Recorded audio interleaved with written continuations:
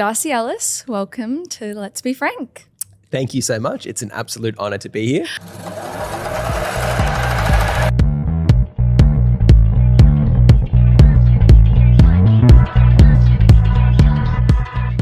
I'm so excited to be here and sitting down with you. I feel like we need to let everyone know first, though, how we met. So a couple of weeks ago, I came to one of your boxing classes.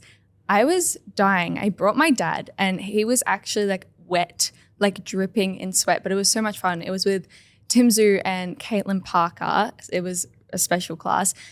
After that, I have to admit, I went into a bit of a deep dive into you and HitFit and everything you're up to. You are absolutely hustling constantly on social media. You're posting at like 12 a.m. still going. It's so inspiring, but it looks so exhausting. I couldn't be doing that. But like I said, very inspiring. Seeing the community you've built as well in person and on social media, but especially in person, everyone that turned up that day for that class for your opening, I believe. Was it the opening of the Ravenhall studio? That's right. It was very inspiring and nice to see. So congratulations on that, but we'll get into all of that a little bit later. Can we just get a brief what you've been up to today, what's been keeping you busy outside of business and the gym? If you can fit anything else in, what has life been looking like for you lately? Well, thank you so much. And you absolutely killed it in the boxing Thank you. class. How was both my you form? And your dad. It wasn't too bad. I tell you what, it was pretty good. Have you done boxing before? I used to do a lot of boxing with my PT back in Gippsland. Yeah, nice. Shadow boxing is the most awkward thing I think I've ever. Once we put the gloves on, it was okay. But bare hand shadow boxing. Yep. So uncomfortable to do. I don't know how you do it. It's kind of like when someone tells you to like just dance on the spot. Yes. Like, oh, what do I do? No, but you killed it. Thank you. So today has been a pretty good day. I've made my way from the western suburbs here to Richmond. So it's always fun driving through the city. But yeah, as you mentioned, I've been pretty busy building HitFit. So we now have 3 locations and we aim to open up another 3 locations in 12 months, which we haven't grown that fast before, obviously. So yeah, hence why I'm hustling at 1 in the morning just to get everything organized. I'm constantly watching your stories and it's every single night you're up at crazy hours working away. But we'll jump into all of that, like I said, in a little bit. For now, I want to take it back to your childhood, talk about what it was like before all the major success, like you said, opening so many studios. I want to know what it was like growing up with a world famous boxer as a dad. I'm sure it was such a unique experience. Can you give us a brief insight into what it was like growing up as an Ellis?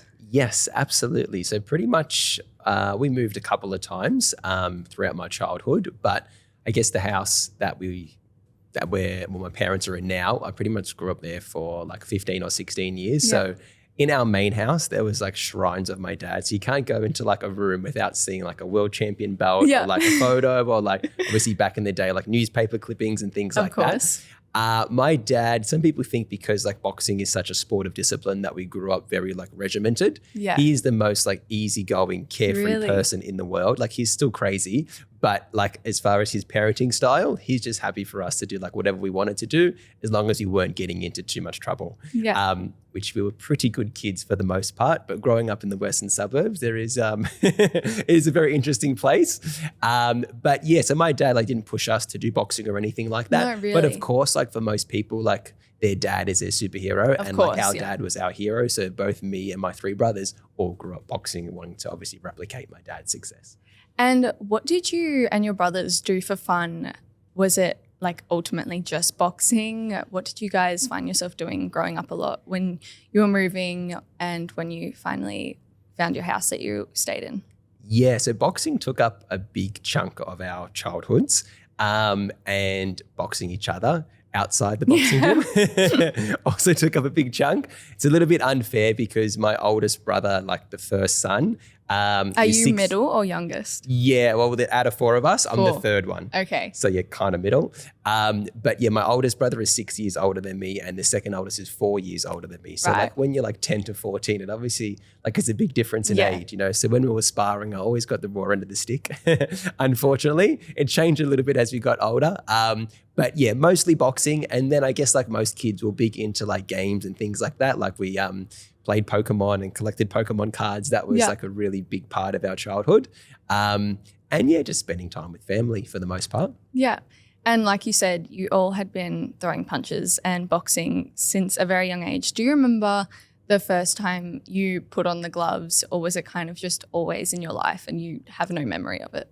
Yeah, definitely don't remember the first time. I do have like videos of me like 2 or 3 years old, like boxing with my dad. Yeah. But I would say I took boxing seriously around 12 or 13. You can like legally fight in Victoria when you're 12. Right. So yeah, I vividly remember like training for my first fight and having my first fight. So that's kind of like in my mind when Was I like quote that unquote. something you were looking forward to? Yeah, from a young absolutely, age? for sure. I also loved soccer as a kid too. So I Really? did kind of do a combination of both soccer and boxing. But yeah, it's a very different experience playing a soccer match and fighting Yes. someone else, that's for sure. But Definitely. ultimately I did fall in love with boxing, and I loved like the thrill boxing would give you compared to other sports. That kind of leads me into my next question. You talking about soccer, I was going to ask, how do you think your parents would have reacted if you came home and said that you wanted to play a sport like tennis or something instead, but you said your dad was pretty chill? How do you think they would have reacted if you said that? I think he would be rapt. Yeah. I think he would be glad that we weren't, doing boxing. Like boxing's such a tough sport. I seen an article the other day where it got ranked like the most toughest sport in the world. And I guess too, seeing your son getting punched in the head, and like any sport, sometimes you win, sometimes you lose. Difference in boxing, if you lose, you probably walk out with a crooked nose and a black eye. And I can imagine like how hard that would be for parents Definitely to see not their ideal, child yeah. go through that, especially at a young age too. So yeah, I think they would be happy and they'd be supportive regardless. But yeah, throughout our periods boxing, they were supportive, like every now and again they'd be like, oh, do you really want to do this? Yeah. And try to talk us out of it. But again, once they seen how serious we were about it, they were nothing but supportive. Passionate, I'm sure. Yeah, exactly. It's good that they were both supportive, but you also knew you had that option to do something different to your dad as well, because it could have gone either way in that situation as well. I'm really interested to know what school life was like for you. How was it like navigating your teenage years with a world famous boxer as a dad? Do you feel like it was like a cool flex, or do you feel like sometimes maybe kids targeted you a little bit more because of your last name? It was definitely a cool flex. Yep. I've watched interviews and podcasts with people that have had like famous dads, or even people that have like fighters for dads, and they have mixed reviews on it. It has been nothing but positive for me. That's great I've only to got hear, good because things it out- could go either way. Definitely. And I think growing up too, like obviously like through the transformative years of like becoming a teenager to an adult, you question life a lot and the relationships that you have. But for the most part, I've always been really appreciative that my dad had massive success throughout his life. And there's a lot of street cred that goes with boxing. And in the western suburbs, that did nothing but help me Yes. as a young man. Do you feel like people were a little bit scared of you and To your a brothers certain a little degree, bit more? yeah, to a certain degree. I think every now and again you'd get a kid that's like a bit of a smart ass of like, oh, I'll bash her or this, that, and you might have a bit of a scuffle or say some words, back and forth. But for the most part, I did think that it made me less of a target. Especially with 4 brothers too, also. helps. Yes, absolutely. Yes, having 2 older brothers definitely helped. And also boxing as well, because it's kind of like we had a few instances at school where like you might not get along with someone, but it's like, all right, come back to my house. I got a ring, like, let's put on the gloves and we'd sort it out in a somewhat civil way. At least in As civil as possible. as civil as possible, yeah, and a little bit more safe and controlled than a street fight, of course. Yes. Then as soon as someone got the better of someone else, like they'd stop it to make sure everyone's safe. So yeah, I had nothing but good memories like throughout my childhood growing up. Like, of course, I think no matter where you're from, some people tend to go down the wrong path with like drugs and alcohol as obviously you start to get a little bit older as a teenager. But thankfully I never really delved into that stuff. Always had high hopes for my life, and I realized doing that stuff is very counterproductive. And a supportive family helps too. Absolutely. In that whole realm. Speaking of family, did your family have any strange rules or traditions in your household that was just normal to you but probably isn't to anybody else? Yeah, interesting. Not really per se as far as like rule or traditions, but when we were training for fights as kids, my dad, he would teach us, but he wasn't like our quote unquote trainer. We used to go somewhere else. Yeah. He didn't like the father-son relationship for like a trainer and boxer. He'd prefer to like not have like a biased Yeah, opinion of on us, course. but he would still be our mentor and kind of talk us through it. But when we were leading up to fights, it'd be like on a school night at like 9:30 or 10 o'clock. And he would just like, all right, come up you get. And then we'll go for a drive like half an hour and make me like run up mountains. Really? And like my mum would freak out. She's like, oh, he's got school tomorrow. And like, nah, don't worry about school. This is more important. So yeah, not a tradition per se, but their memories at the time, I'm like, oh my God, this is so shit. But looking back now, like they're really, really fun memories that I have of my dad. Yeah, spending time with your dad and him training you a little bit harder than you probably would have if he wasn't your dad. What has been one of the hardest lessons that he taught you and your brothers, whether it be to do with boxing or just in your general lives? Yeah, I have a unique relationship with my dad where I wouldn't say like we've spent a lot of like direct father-son time together. Like, unfortunately, my dad, after his boxing career, went through his fair shares of like trials and tribulations. So he suffered with alcoholism for maybe like a decade, 10, 15 years. And he didn't really have a lot of value to provide to us outside of boxing, if that made sense. Like his whole life has just been about boxing, and he wasn't very skilled at anything else. And not that I think that's a bad thing at all. I think like my dad achieving the level of success that he has is like the best thing he could do as a father, more than anything that he could teach me verbally. Like I can just look at him as an example and replicate what he did to achieve what he did. So yeah, it was interesting in that sense. But I think what I learned most from my dad is just that you have to be willing to pay the price. I mean, boxing is such a hard sport, and to become a world champion at 19 years old and become one of the youngest people in the world to become a world champion, there is a lot of hard days, a lot of days where you get bashed. Even me, obviously doing boxing, like a standard Tuesday afternoon, you could be sparring someone and get absolutely flogged. You go home, your head's pounding, like your nose is sideways, your eyes busted up, and that's just like an average day in the office, and it's very hard to kind of compare that to like what I'm doing now, even grinding it out, doing 16-hour days. I truly believe that is nothing in comparison to what my dad had to go through to become a boxing world champion. So I think that gives me a very balanced perspective, knowing that, if you do want to achieve something great, there is a whole lot of blood, sweat and tears that you have to go through. Yeah, you just have to do it. 100%. Fasting forward to now, you're not just throwing punches and boxing. You've built this incredible empire with HitFit. I want to go back to when you made that transition. You spoke briefly about it the day of the session we did. What was that realization like for you when you thought, well, maybe I don't want to be a professional boxer like my dad, and you thought of the idea of starting HitFit? It was probably the hardest period in my life, because up until that point I was boxing professionally for about 2 or 3 years. Thankfully, obviously being the son of a world champion, I would get more media attention than like a typical boxer that didn't have a world champion father. So my life was kind of laid out for me like, yep, you're the son of Darcy Ellis, like, you've had a few fights, you've won them all, like this is the pathway for your career and for your future. And then to be like 3 fights in and be like, oh, you know what, I want to stop this and I want to do something that I've never done before and do something completely different. To everyone in my immediate circle, not to say they weren't supportive, but they were just confused. Shocked. Yeah, shocked. Like, this thing is going so well. Like, why would you want to stop it? And like, obviously as an athlete, you only have a finite amount of time, and like you're young in your 20s. Like this is a time where prime time. Prime time. You shouldn't be taking any time off on something that like an idea you just come up with overnight, even though I've been thinking about it for a while. People would have been skeptical about your decision probably. For sure, 100%. And also too, like as an athlete, you get, I would say, more gratification from the process. Like even though training is very, very hard, but you have game days or you have fights, and then like you get that, I don't know what. Immediate. Yeah, for sure. People coming up to you, patting you on the back. Oh, well done. You kind of get that, gratification. Whereas in business, I very rarely have that ever. No. There might be like one day in a year or 6 months where like something kind of made sense, or someone says something and you feel like a bit warm inside for 30 seconds and then you get over it, Business is, very different from being an athlete. But in saying that though, I was still training people while I was fighting just to like support myself. Yeah. And I felt that like that came very natural to me. And then ultimately the decision came to like, I always knew whatever I did, I wanted to try be the best in the world at.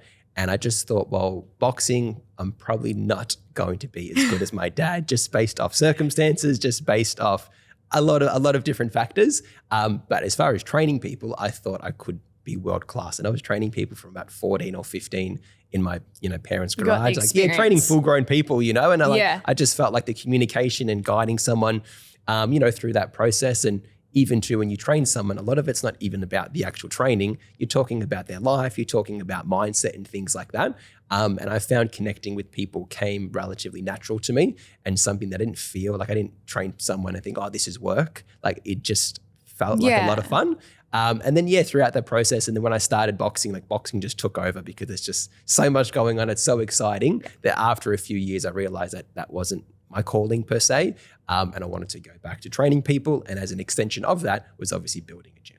Yeah. It's so good that you could recognize that a couple years in. And I'm sure it would have been extremely hard being an athlete.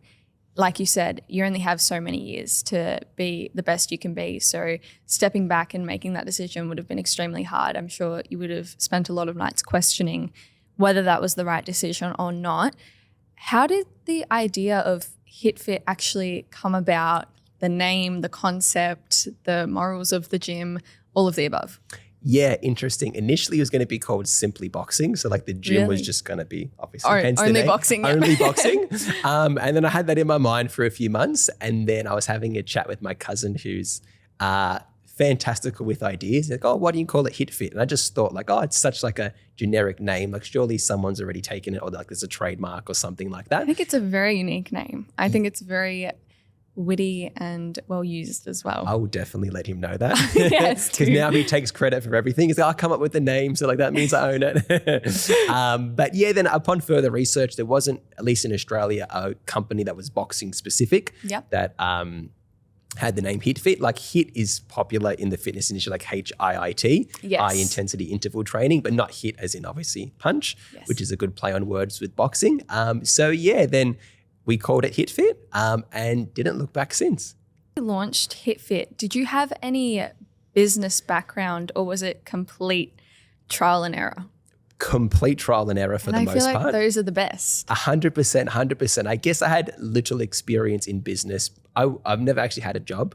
I've always been self-employed. So from the age of like 14, I was training people in my backyard. Not that I would call that a business, but I guess you learn skills with like talking to people, like dealing with money, making sure people pay on time, etc. Understanding like the value of money, as opposed to having someone just pay you when you're employed. So I guess on that front, but it's a big jump between just training people one-on-one than like signing a lease. Class. Yeah, for sure. Then like employing people yourself and running a team, etc. And the marketing, the sales, the fulfillment of obviously what you do. Also like the compliance and like all the legal things that go into it. Like that was just all so new to me and quite overwhelming initially. But yeah, coming into it, I had no experience with any of that. Did you ever expect all of those nitty gritty things, or were you just initially thinking about the studio and getting to teach the classes? Absolutely, 100%. All I was thinking about was training people. And I heard something pretty cool the other day where it's like, if you like cooking, be a chef and don't own a restaurant. I hadn't heard that quote prior to me making that decision. Like in my experience, I just like training people. So I'll just open up a gym. Yeah. And then you quickly realize easier said than done. Easier said than done. And like running a gym has nothing really to do with training people. And you usually spend most of your time not training people and just dealing with everything else. But thankfully for me, like I enjoyed everything else just as much as I enjoy training people, and quickly realize that, as a business owner, you have to focus your energy on like the highest leveraging activities, and sometimes spending 4 hours training people in a class isn't the best use of your time. So it taught me how to prioritize, and also taught me to relinquish control, because at one stage I was running all the classes. I was really good friends with all the clients to the point where I had to step back and not do any classes. Right. So even that transition makes you feel a bit funny inside. Yeah, and bit of FOMO. Yeah, for sure. And people reaching out, I used to love your classes. Like the gym's not the same if you're not taking classes. And there's definitely certain levels that you work through that test your character as a person. Yeah. And like I said before, you've built such an incredible community, and HitFit has been described as a gym that welcomes anyone and everyone from any walks of life, how have you cultivated such a community, and what does that mean for you? Why is it important to you? Yeah, it's kind of happened by accident. Like, of course, when we Good started accent. HitFit, yeah, good accent, absolutely. When we first started HitFit, it was always our intention to be obviously welcoming and treat people with respect. We did open up in Melton. So Melton, I wouldn't say is the nicest area on paper. So we like anticipated would have a lot of people wanting to come and like be fighters, etc. Yeah. We knew that the gym wasn't about just training fighters. It was using boxing as a vehicle to help everyday people. But just considering where we were opening up, we always thought like, oh, we're going to get some people that like just want to punch on. Yeah. But in saying that, it's almost been the polar opposite. We do have fighters come in that we look after separately, but like 99% of people just want to come to a gym where they can enjoy their experience, build relationships. And we've made a conscious effort to welcome everyone with open arms. And it just kind of happened from there. Now, like we get to the point where we're in a class and like we'd have members doing the coach's job and like walking in, introducing themselves to people that are there for the first time. Oh, Yeah. Come train with me. Like I'll show you what to do. Usually that's obviously the staff, the coach's job and the staff there. But yeah, it's just a happy accident, like you mentioned, that people just look after each other in our gyms, and that's something that I'm probably the most proud about. And those are my favorite type of gyms. I know the gym I go to is exactly like that as well. Anyone new that comes in, you're just immediately welcomed in. And that's probably the best feeling, because exercising at a gym, at a regular gym or at a class-based gym is probably one of the most intimidating things that people have to walk into. So walking in and feeling welcomed, whether you are a beginner or really experienced, is so important. And I know walking into the class I did at Ravenhall, I hadn't boxed in so long, so I wasn't sure how I was going to go stamina or fitness-wise or boxing-wise, but I felt completely fine. And there was Olympians and world-class boxers there, and I felt fine. So that's a huge achievement, and that's my favorite thing about going to gyms, when you feel welcomed. So I can really resonate with the fact that other people feel that way about your gym, and it's a huge achievement.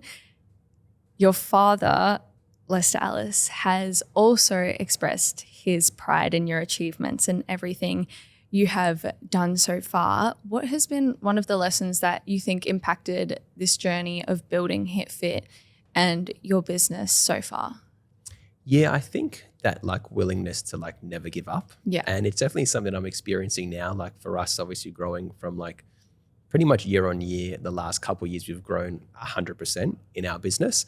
And the main lesson I've learned is that growth comes with pain. So like when you're experiencing pain, not to have a negative connotation to it, actually to have a positive connotation to it, because if we're in pain, chances are it means that we're growing, for the most part. So I think it's just calming down when you're experiencing some what may be viewed as like negative emotions, and really realizing that there's nothing bad about that. It's actually necessary to help you get to where you want to go.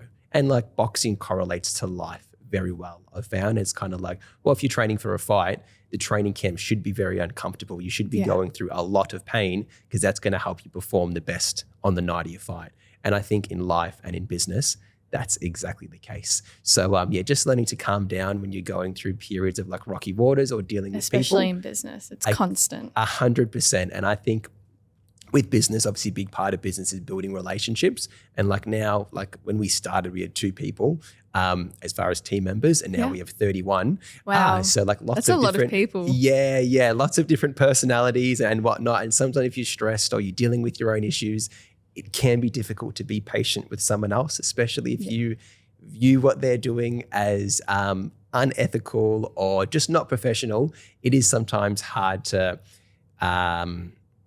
approach that in the most stoic way as possible, but I'm learning every day. And I think, another lesson I've learned is the importance of relationships and how you have to keep working on being the best version of yourself. And that as a result helps you build better relationships. Especially being the person that everyone turns to. That's definitely something you'd have to be aware of, and patience would absolutely be key. HitFit has begun franchising now, which is so cool. I didn't know too much about franchising before I started researching HitFit, and I read your website and everything that was on there, and it was so interesting. But I'm most interested to know how you keep the quality of your classes and the community dynamic throughout all of your gyms and how you teach your coaches throughout your gyms? Yeah, very interesting. And that's probably the toughest thing to do, as we mentioned before, like dealing with human beings. There is no blueprint to it, and every human being is different. But the main thing for us is to look at their values and make sure their values align with our values first and foremost. And then secondly, to look at their skills. I'd rather hire someone that may not have the skills, but has the right attitude and our values align, and train them the skills. Whereas someone that might be skillful, but their values don't align, I've found that to be the most impactful in a negative way. So definitely something that I've had to learn over the years. So that would be the first thing, just to making sure the values align, making sure that they're hardworking, whether they're a team member or whether they're a franchisee. Yep. And a big part of our, I guess, culture is going above and beyond for our members. So that's always been on the forefront of our mind. That's priority 1, 2, and 3. So that has helped keep the kind of continuity of our service across our locations. But naturally, as we get more and more locations, that will become more and more difficult. Yes. So to have to continue to place emphasis on them areas and invest to make sure that anytime someone walks into a HitFit, they're getting the red carpet experience. And for anyone and myself that doesn't really know how franchising works, how involved are you within the people that are wanting to buy into HitFit or want to get involved with starting their own HitFit? I am very involved in the process. There is like some owners or some CEOs that are like a bit more hands off and have team members in certain places. I am definitely not one of them people. I am in the details in all areas of my business, especially with the selection of the franchisees. So if someone inquires, no matter how busy my day is, I'm on the phone, I'm getting to know them, I'm making sure that, they fit the criteria. I'm being brutally honest with them. I'm probably the worst. Like, obviously as a franchise, your job is to award/sell franchises. I'm probably the worst salesperson because for the most part, I just tell people no if they don't fit the criteria. But for us, I'd rather be slow with our growth and make sure that we get the right people and we grow responsibly, but more so that we grow sustainably. Because the last thing I would want is, there is other like fitness franchises out there, like right now F45's in hot water, like they've just exploded. They've got thousands of locations and now a lot of them are shutting down. So that's definitely not something that I want to repeat. And I'd rather have, 50 amazing locations than 200 average ones over the next 5 years. Quality over quantity. 100%. And for us, it's like, obviously it's part of our family's legacy as well. So yeah, whether it's 50 gyms or 100 gyms, at some point, I don't think the money matters as much. I think I just want to be proud on like what we leave behind. And as you mentioned, a big part of that is quality over quantity. 100%. You yourself personally were featured in the Top 100 Innovators and Entrepreneurs magazine. How does it feel to receive that recognition, and what do you think sets HitFit apart from other gyms in the industry, like you said? Yeah, it's very, very humbling because I just still see HitFit as a thing that I started in my backyard one day. And now that it's like living beyond myself, and now obviously people are employed through HitFit. We have franchisees that have invested their life savings through HitFit. So I definitely feel a level of responsibility now that I've never felt before. And obviously like recognition like that definitely adds to it, So I'm very humbled and very grateful. And I think little moments like that, you have to celebrate the wins, of your hard work. And it definitely hasn't been me. It's been our incredible team. But yeah, it has been cool. And to answer your second question in regards to how we feel like HitFit differs from the others, I do believe we have an unfair advantage, and that is because we're passionate about boxing. I think boxing's a form of exercise. All exercise is empowering, but especially boxing. And it's a form of exercise that people can do from all walks of life and of all ages. Our youngest member is 3 years old and our oldest member is 91 years old. Yes. And you'd rarely hear that from like other studios. There's just some things like, CrossFit where like a young person or an older person probably couldn't perform their movements, or it wouldn't be safe for them to perform their movements, especially if they're just starting out, where boxing, it's one of them things where we can kind of massage a level of difficulty where you're just starting out. There's a lot easier alternative. And then if you have been there for a few years, again, you can push yourself and we can make it more challenging. So I think that in itself is one of our points of difference. At the same time, commercially, It allows our gyms to have a larger membership base than your typical boutique gym, because obviously we have kids members and adult members. So from like a commercial perspective, it makes the studios more profitable. And if you're more profitable, that means you can invest back in the service and give your members even more value. So I feel like we're just getting a full how-to on running a business today. Absolutely. I love it. But yeah, that's I think that's how we differ ourselves from the competition. And yeah, at the same time, I think everyone loves a Rocky story, and there's something powerful about not only boxing training. It's yes, you're getting fit at the same time, but you're also learning a skill. And I think learning a skill is very sticky for a lot of people, and it helps people be a bit more consistent throughout their fitness journey, as opposed to just like walking or running on a treadmill. Definitely. Like you said, again, you keep hinting at all of my questions. Your oldest member is 91 years old. Her name is Elsie Humphrey, and her story garnered a lot of media attention. How do stories like this impact your perspective on the community you've built? Because 3 to 91, like you said, is such a big age range within your community.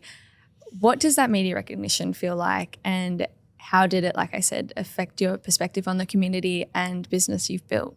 Yeah, I think a lot of us have a perspective where like we're afraid to start something new because we're not good.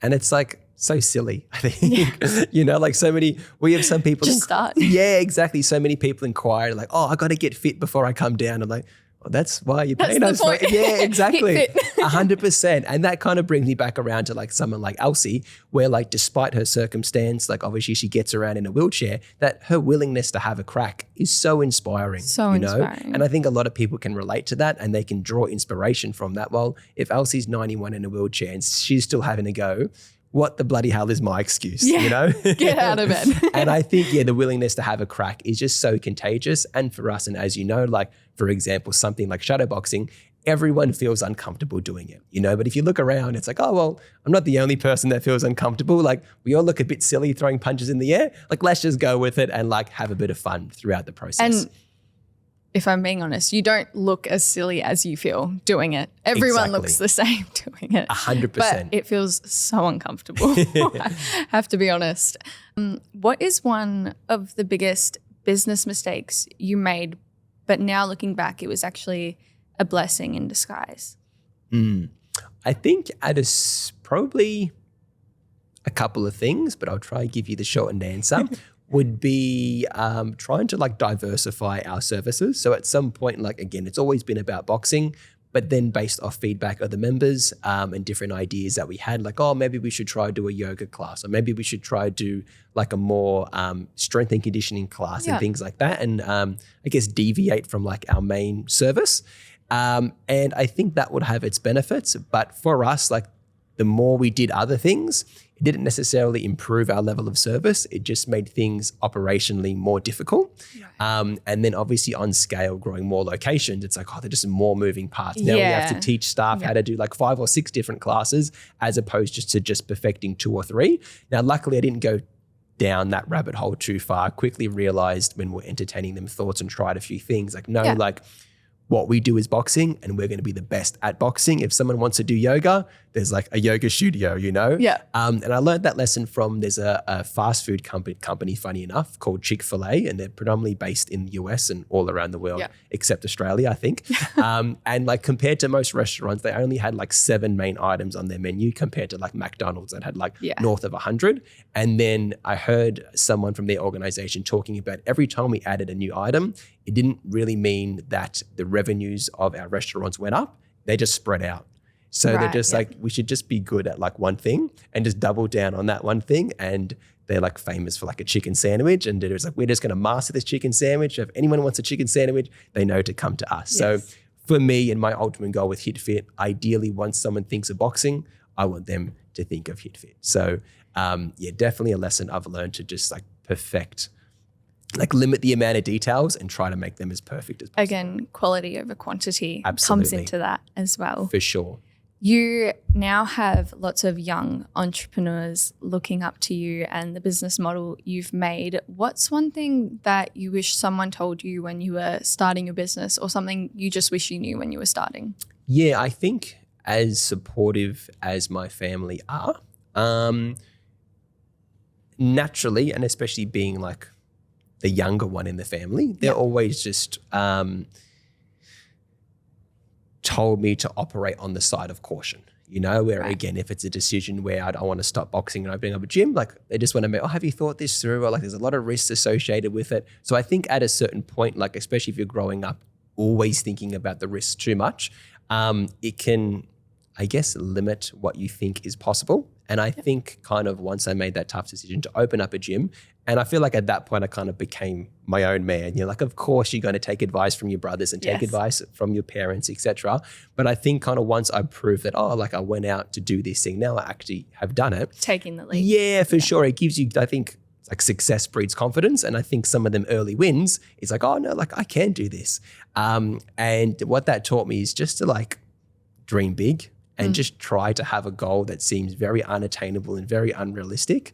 And that way you've always got something to wake up and work towards, you know? So just for start. us, 100%, like, you know, growing our company to be the biggest boxing community in the country, that's a big goal of mine. Not only boxing, but any fitness company, like, you know, trying to get the company beyond 9 figures, like all these things that like as a kid, like just I would never even dream of. Yeah, for sure. And I think kind of as you get older, it's like, well, whether you accomplish that or not, I think it's a much better way to live life, waking up and trying to accomplish something that you think is just almost unattainable. Yeah.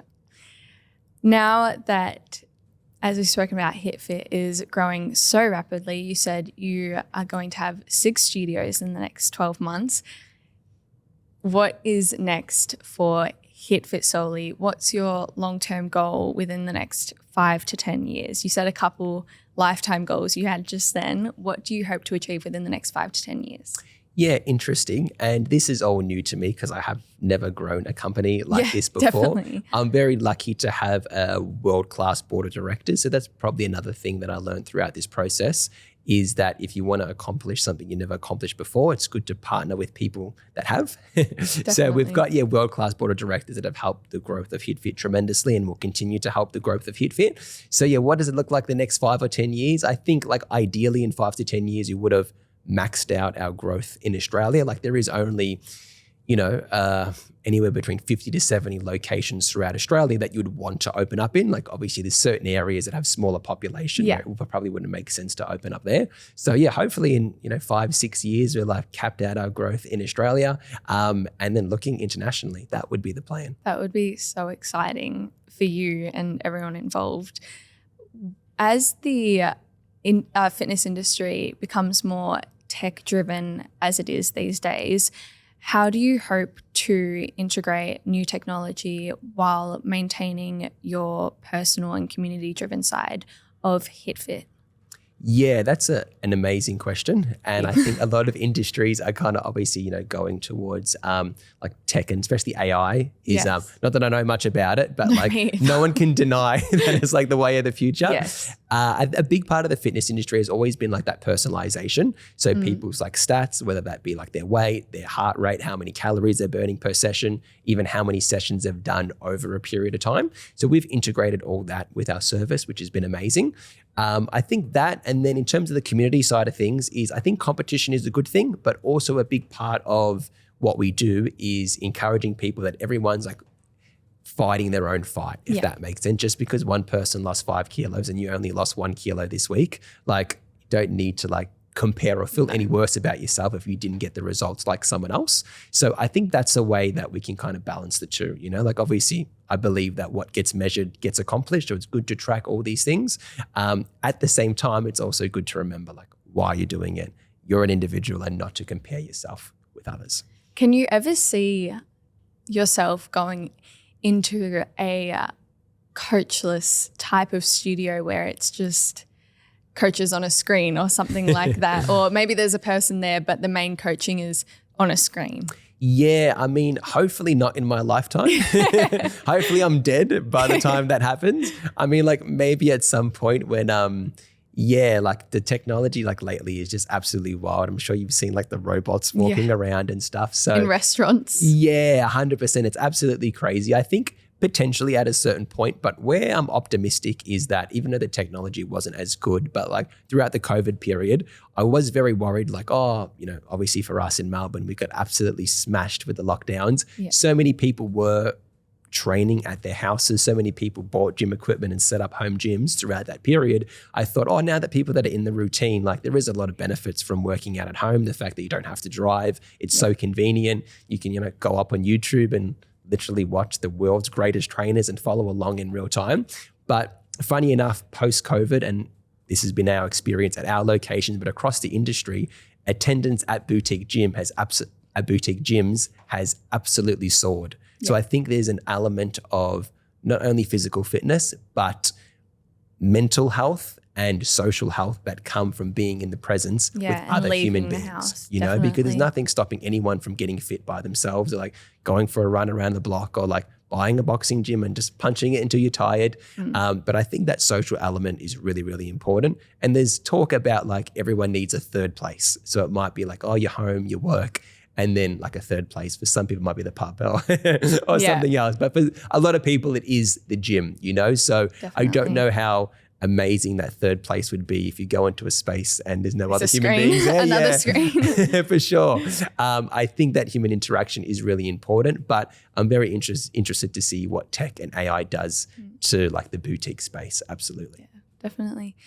I want to shift gears now and talk about you more on a personal note, what you have looking for your future and where you're hoping to go. Looking ahead, what are some of your personal goals and what's in store for your personal brand moving forward? We know you have your own podcast, which is going extremely well. So congratulations on that. What do you hope to achieve in the next coming years? Yeah, thank you so much. Me personally, I guess a lot of what I do is tied in with HitFit. So a lot of my personal goals HitFit goals. Yes. They're more or less the same, which I'm learning it is somewhat important to differentiate the two. Definitely. But probably my biggest personal goal is to continue to develop as a person. At the same time, like, yes, social media is such an important part of business these days. And I think I've had to force myself to be uncomfortable with things like a podcast and develop my personal brand to like be a voice and more just like share or like document the process of my life. You know, I think everyone's got different strategies when it comes to social media, but for me, I don't think I'm that bright or that smart. I just thought, you know what, I think you're very smart. No, and I think a lot of people would I'm just agree. going to like document what I do, you know? Yeah. So this happened, I'm just going to like talk about my life and like what I've learned. I don't think I'm some guru or anything like that. I'm just going to talk about the lessons that I've learned. The process. And it's actually been quite a rewarding exercise, you know, and the amount of people that reach out like based off whether you're posting a video or a story and hearing how like, oh, you may have inspired someone or someone can relate to what you're going through has been absolutely amazing. So I think, probably my biggest personal goal is just to continue to create an impact.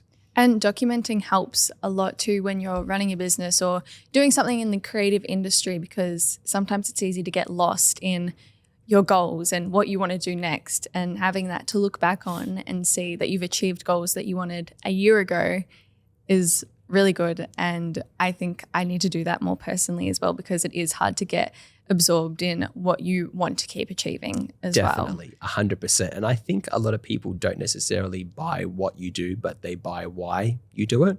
And I'm learning that more and more as I get older. And I used to think like, oh, I'm not really at the level of success compared to the people I idolize. So I feel kind of somewhat unworthy to be posting content or giving advice or like sharing my experiences, because like I'm at this level and the people that I watch are at this level. So I never felt, I guess worthy is the right word.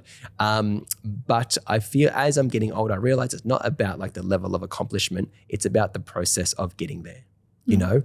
And I think, you know, just sharing your story regardless of like, I guess there's, in my mind, success predominantly comes like financially and business-wise. Yeah. But in saying that, like success can come through a lot of different realms, which again, I'm learning as I get older. It's being the best dad or being the best partner or just even being healthy, I think is a massive success, you know? So I think, not undermining yourself and being brave enough to share your story, I think is incredibly powerful for people. People watch loving, people learn as well these days. So definitely. it's definitely a good thing to be doing. What is a niche thing that you've always wanted to learn or achieve, but you haven't got the chance to do yet? Whether it be like cooking or painting or something random. I was thinking about this the other day, actually. I had started the process of joining a gun club. I think like a lot of boys, we're fascinated with dangerous things. Yeah, and I'm like, it'd be pretty cool to like know how to use a handgun and be a pretty good shot. Yeah. I did go to the local gun club for a session, which they were amazing and very accommodating. And I wasn't horrible. Like I was okay for my first time and I really, really enjoyed it. And like, oh yeah, I'm doing it for sure. And then they gave me like a stack of paperwork and all the things that I have to do. Like it's a good thing, you know, like to make sure that they give guns to people that are mentally sound, to say the least. And then just looking at that, they just kind of turned me off because at that point I was very busy. But at a certain point, I'd definitely love to explore that for sure. What would you like to be remembered for in your personal and professional life later on in life? Yeah, I think that is an amazing question and a very difficult one to answer. I think above all, I would love to be viewed as brave and someone that like, you know, was courageous enough to follow their wildest dreams. And if people remember me similar to that, and I think especially for my kids in the same way my dad inspired me, if I can inspire my kids in the same way, that to me would be a life worth lived.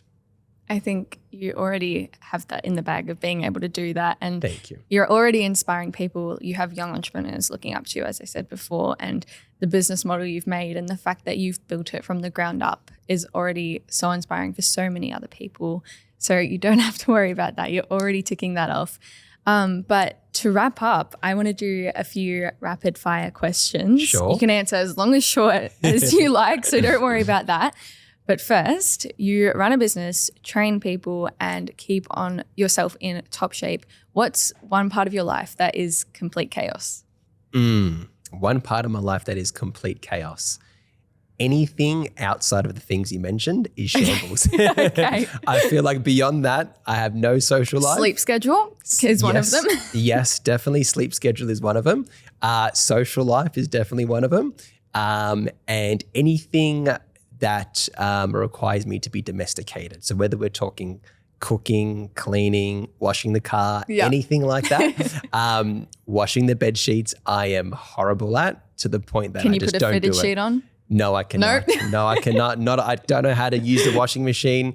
Clearly, I was like grown up privileged. I had to come from a European background where like my mum's amazing and she does all them things. But yeah, as in this stage of my life right now, I am hopeless at all them things. Maybe that can be the niche thing you want to achieve in the coming years. Maybe Learn that can be our goal. Clothes. We'll come back and we'll see if you've achieved it in a couple of years.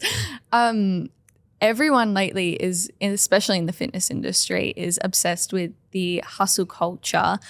What is one thing being in this industry, one lazy habit you have that you refuse to let go of, whether it be washing or changing your sheets or anything along those lines? I'm lucky that like someone else does them things for me.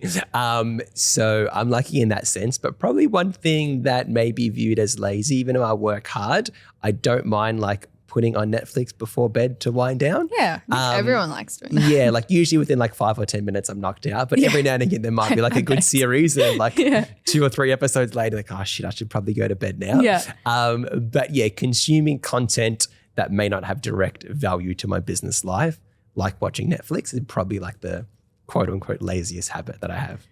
Speaking of business, if we were to wipe your business and your franchise, all of the above, tomorrow, and you had to start a new business in a completely different industry, where would you be going? Interesting. I don't think I'm good at much else except for what I do. Maybe now I have skills in like dealing with people. Yeah. I would say I'm a relatively decent marketer and a decent salesperson. So I feel like I could provide value to a business or a company in sales and marketing and potentially like operations. As far as what business, I'm not really passionate about anything else. But I think whatever I did start, it'd have to benefit people in a positive way. So like I don't feel like I'd have a lot of fulfillment like selling alcohol or selling an energy drink or something that you know is like Not bad for your benefiting health. people, yeah. You know, I wouldn't mind like tech and whatnot, even if it's not directly positive to your health, but obviously it can enhance people's lives. So yeah, sorry to have a specific answer for you there. Okay. But yeah, something that would help people ultimately. I feel like that's why companies should exist at the end of the day. Definitely. And what is one lesson you've learned in your life way later than you feel would have been beneficial to you? Well, do you know the correct way on how to peel a banana? You know, like most people, I've heard rumors. they peel the banana like from the top. Yes. Like 6 months ago, I learned that monkeys like pinch the bottom of it and then like peel it that way. Have you tried? It's perfect. It is amazing. So that's He's like nodding off camera. that's like one thing now. I see someone like with a banana, I just feel like it's my duty. Because sometimes when you peel it from the top, it gets a little squished. It does. Or you know when you peel it and then it breaks from there and then you got Yeah. to get your hands in and like I don't like touching my food up. I'm a bit of a freak in having clean hands. So yeah, I mean, Peeling a banana from the life-changing. bottom. Not what I expected, but I can appreciate it. I have to try. I don't eat bananas very much, but I feel like I've got to peel one like that now just Absolutely. to experience it. Please do. If someone shadowed you for a day, what do you think is one thing about you or the main thing about you that they'd be the most shocked to learn about you? I think how like boring my life is in the sense of like I just look at a computer screen all day. Obviously you have meetings and you interact with people, but most of my time is spent looking at a computer screen and like spreadsheets and looking at data and things like that. I think, well, I would like to think maybe compared to a normal person that it's just like every waking hour and every minute is just like trying to be productive and working, where like in a day where if I'm up 16 hours, I'm probably working like 14 or 15 of them hours outside of like training, brushing my teeth, having a shower, eating, all like the basic things You don't of survival. seem to procrastinate too much then. Yeah, not really. Like I'm just a lot happier when something I'm I just doing struggle shit, with, you know? Yeah, for the most part. And then come nighttime, then Netflix comes and out. But I won't passing out. I won't show them that. Final question. Mm-hmm. If this was your last ever interview, what message would you want to leave behind to everyone? Amazing question. You can think about it if you need. Yeah, if you don't mind, I think so. Of course. Like, and I often think as well, even funny enough on the way driving, obviously thinking about the podcast and stuff, like I often ask myself, like, what is like the one piece of advice that like just takes care of everything? And then you get in the you know? moment and you forget about everything you thought of. Exactly, That's for me all the sure. time. And then like I think of it like, oh, but what about this or what about that? But I think above all, like being courageous and being brave is like the most important thing. I don't think you can accomplish much in life without having them qualities. I think of course at a certain point bravery can only get you so far. Then you have to have common sense. You have to be able to prioritize and like be just as smart as you are brave. But I think like the foundation of anything successful is someone taking a risk and being willing to have a crack and fall on their face and fail. You know, so I think if this was my last interview, and my message would be to just be courageous and take a chance on accomplishing your wildest dreams. Well, you heard it here first. Be brave and take risks and be courageous from Darcy Ellis. Thank you so much for joining me today and sitting down and sharing all of your insights on how to build a business from the ground up and starting it all from yourself. I'm so excited to see what you continue to achieve. I'm so excited to see the launch of these 3 new studios. You said that and that surprised me so much because you just launched Ravenhole. It feels like not that long ago. So this is so exciting for you and I can't wait to see what else you have to come. I do have one last request though before we wrap it up. I know I said it to you, maybe it was to you or maybe it was one of the other coaches, but can we please get a HitFit Bayside? Absolutely. As soon as possible. Absolutely. Well, as I long as you need it. promise to be like an ambassador. Oh, of course. And you're going to run the joint for the most part and you're going to be the face. I'll be social media marketing. I'll do Done. anything to get one down where I live. It's just brought the love for boxing back for me, that one class. So please, I am begging. We have a deal. Absolutely. Amazing. Can't wait. Thank you so much. Thank you so much. I really appreciate your time.